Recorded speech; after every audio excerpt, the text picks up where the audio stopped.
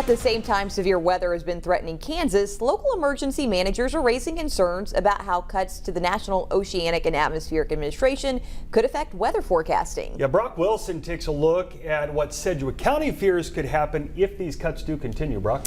Mike, Rachel, right now, Sedgwick County Emergency Management says they haven't experienced any funding cuts, so it's status quo. But they do fear what could happen if weather forecasters begin losing more resources.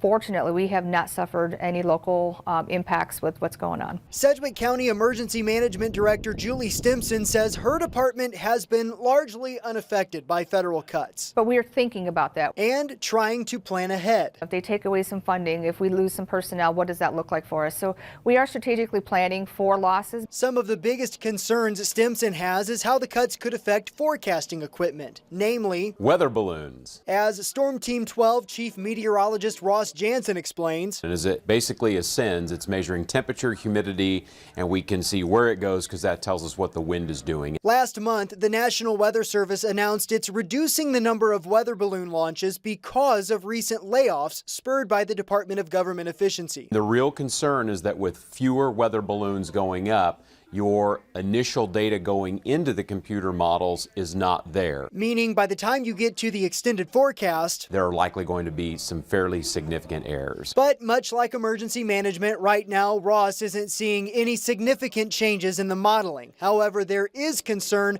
about what things could be like in the future. We are potentially just weeks, maybe even a few months away from seeing what the overall impact is. The best thing we can do is, again, train our public to understand what the sky is doing in the moment, and then what to do, if we start seeing tornadoes or very large hail, straight line winds, what do we do when we see that?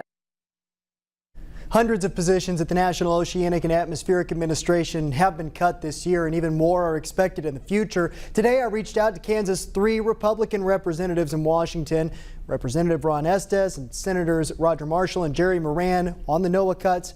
Still waiting on a response. Mike?